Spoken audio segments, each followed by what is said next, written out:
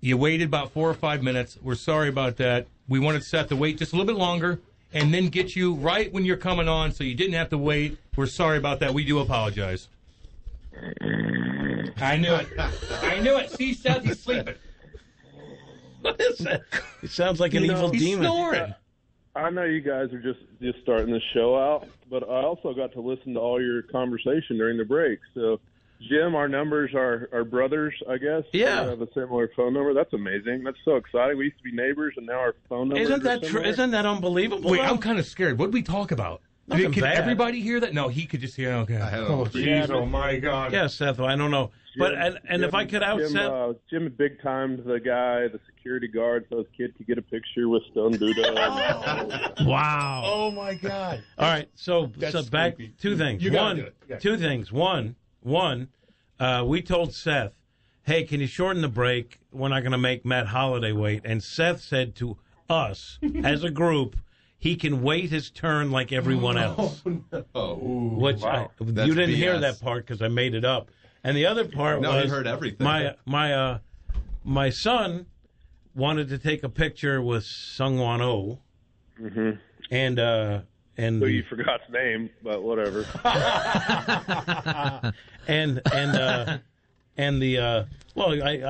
always called him the final boss, one of the greatest nicknames in sports history. And of course his translator, Eugene Koo, who Great is guy. probably more popular than O was because people loved him. was Holiday with O? I can't remember.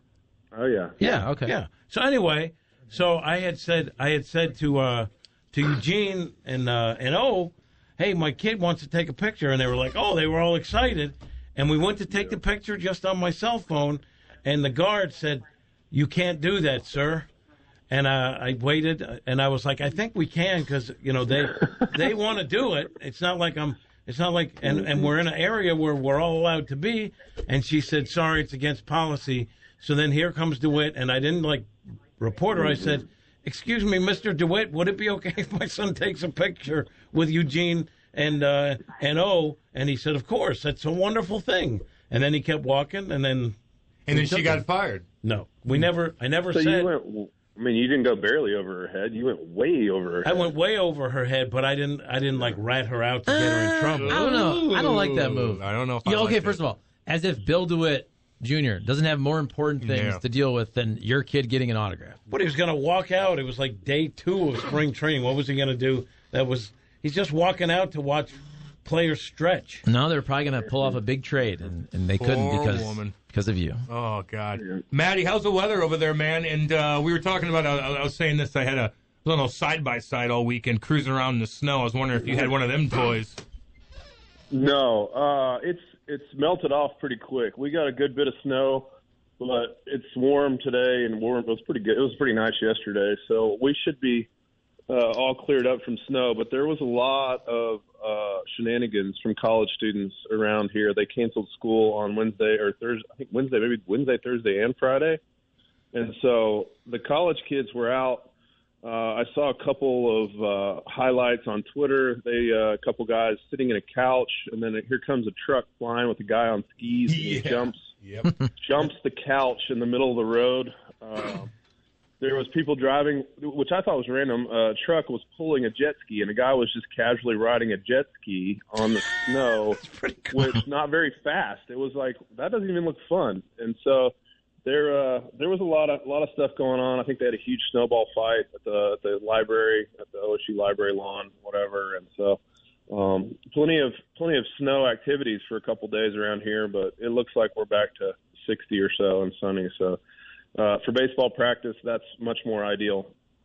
Matt, is Stillwater your prototypical college town? Is it a decent-sized city? I mean, is it kind of like Columbia? What's it like? Yeah, it's more like a college town. I mean, there's not much outside the university, so it's the whole town's kind of centered around the university, and in the summers there's not a whole lot going on here, so it could use probably one or two more nice sized businesses so that we could get a Target and maybe a couple of nice restaurants, but it's definitely what you would consider a college town. So in our pre-show meeting, Charlie brought up a great thing because we've had this discussion. Did I? Now like 2 or Nice 3 job, times. Charlie. No, Yeah, Charlie. it was you.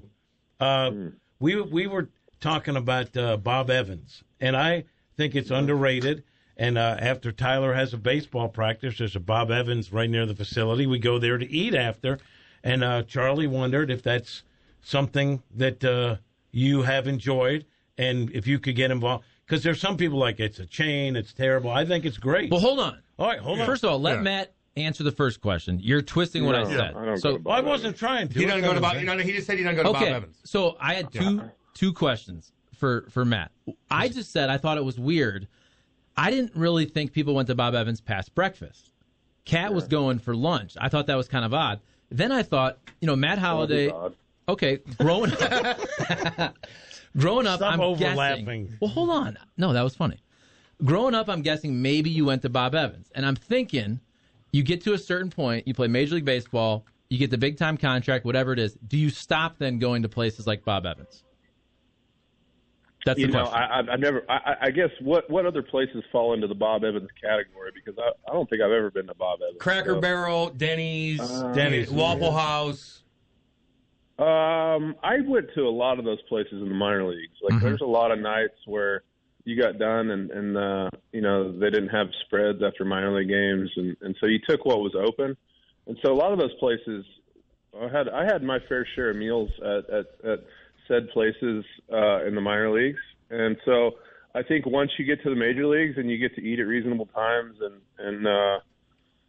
so no, I haven't been to the Waffle House or I actually like Cracker Barrel. I haven't been there in a while, but I wouldn't stop me from stopping at a Cracker Barrel on the side of the road. We used to eat there in Denver a few times. So I haven't priced myself out of these type of restaurants, but I can't say that I eat there very often, and so to answer your question, I haven't been to Bob Evans. I'm not surprised Jim goes to these kind of places for dinner. Yeah.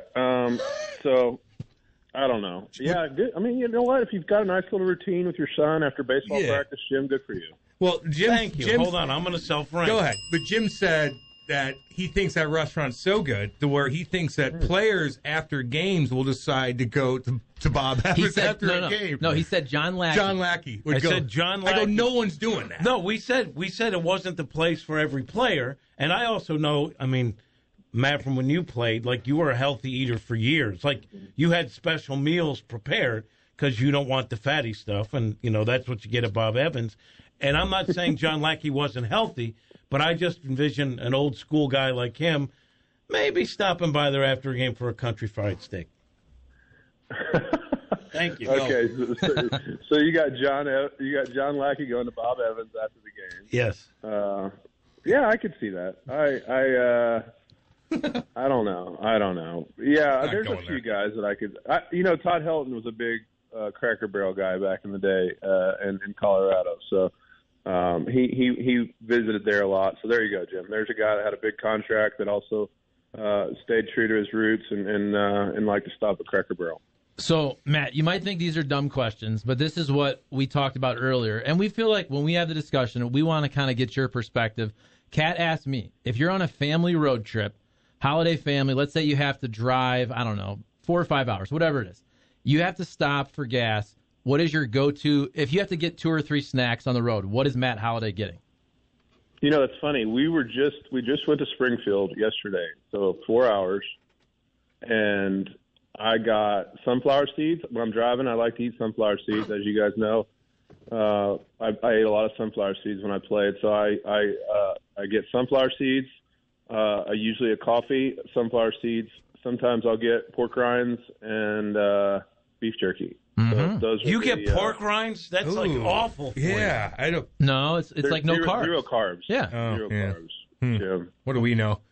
Isn't that like fried fat? Isn't that what? No carbs, bro. Yeah. All right, sorry, bro. Yeah, I mean, somebody at 618 wants to know what your morning routine is. I mean, I know you probably, like, what time do you get up? Do you have a protein shake? Are you healthy? Do you work out in the morning?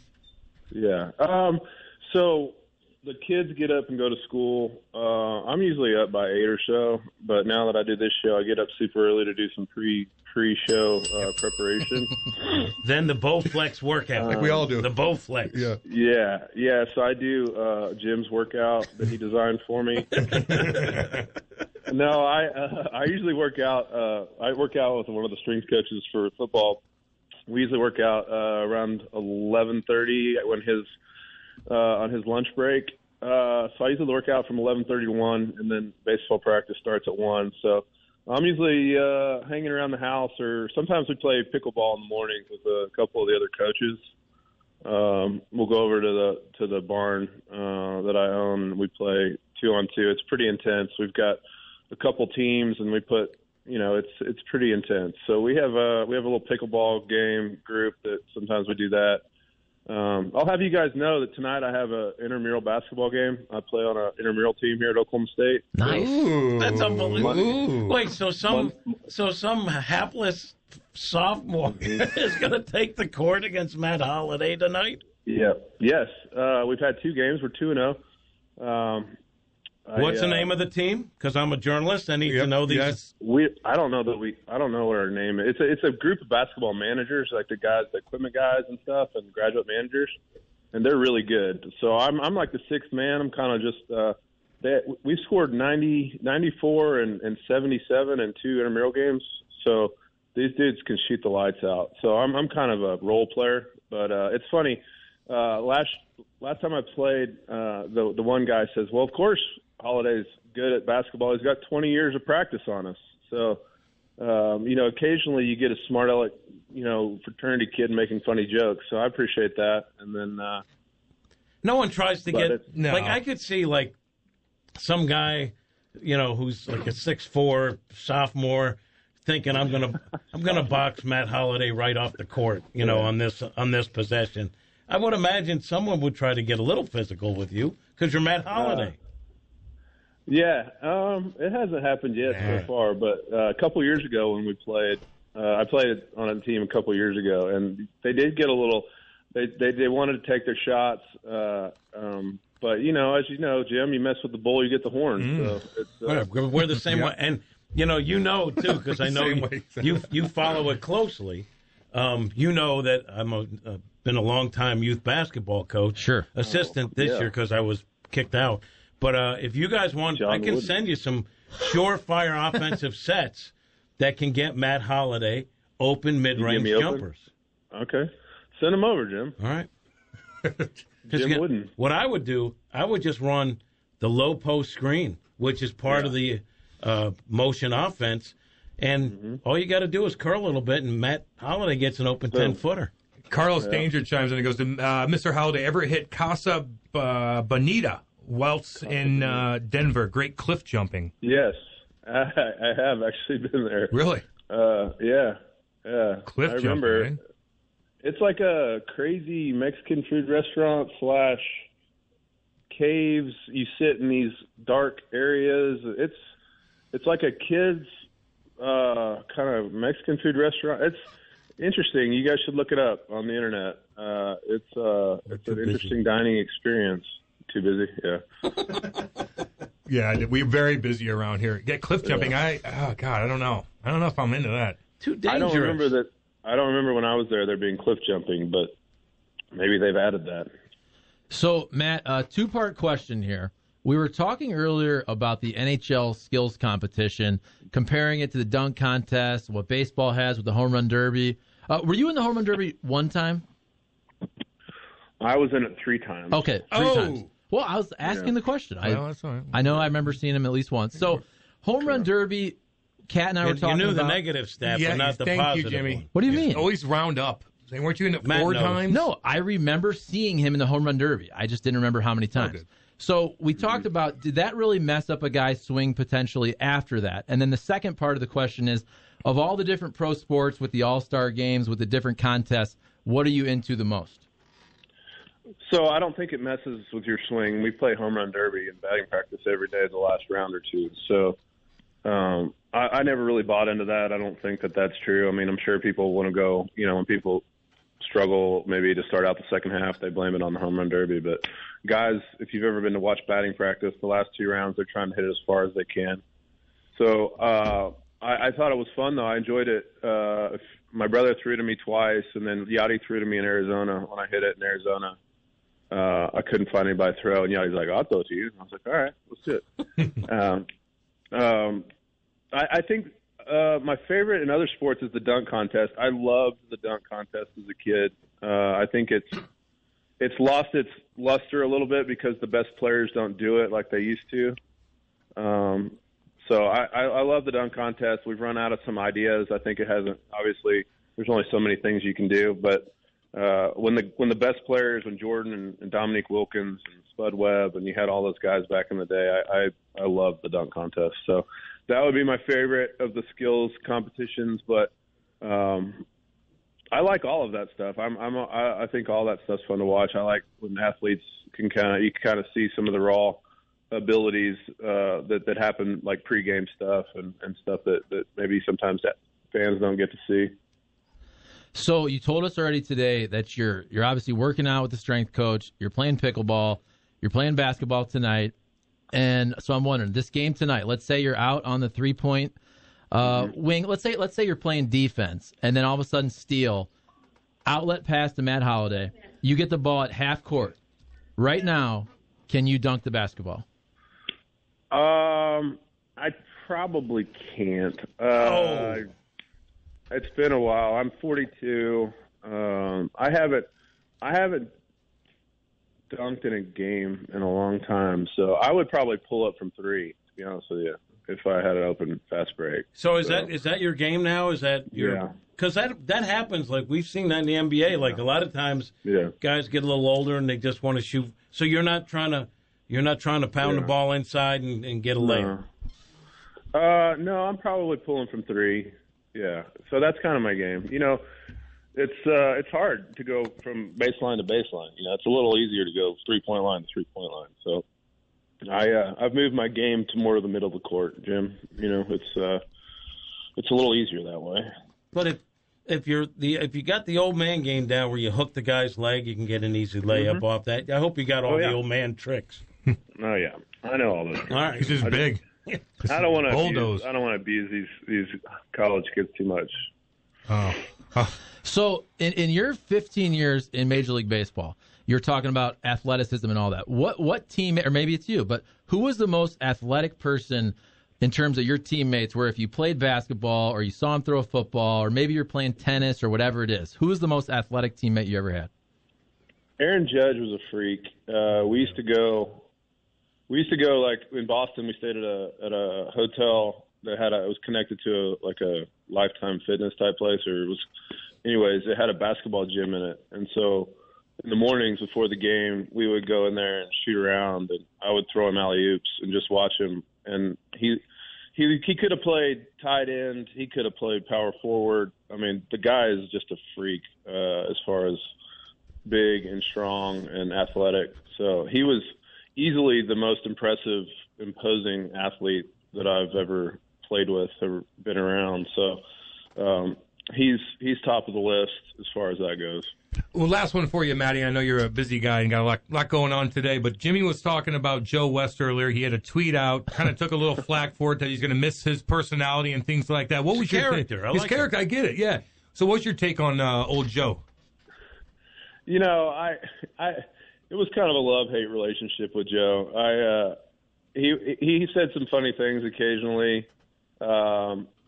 At times you'd catch him in a good mood and he was charming, but most of the time I didn't care for his, I don't know. I'm always the kind of guy, if you don't like what you're doing, if you're grumpy, then why are you doing it? Yeah. You know, you've been doing it forever. Go do something you like. But he threw me out once or twice. He threw me out in a big spot. He called a strike 3 when I had that long on-base streak going on a pitch inside, and he had a huge strike zone that whole game. Anyways, he threw me out. I didn't say anything derogatory towards him, and he shooed me away, which irritated the piss out of me. Oh, but, yeah. You know, I don't know.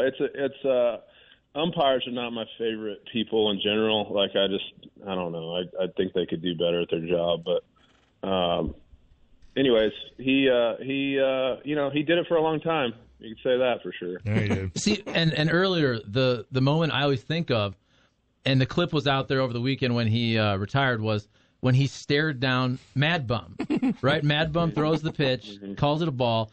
And, like, I think that's hilarious. I understand why a player wouldn't love that. But then, can you watch that and laugh at how ridiculous it is that Joe West is going to pretend like he's as tough as Mad Bum? Yeah. Yeah, I mean, that's the whole thing with, like, I think Joe thought, like, people came to watch him, which I think at times is, like, you know, nobody's here to watch the umpires. Let's be real. And so there's some funny stuff.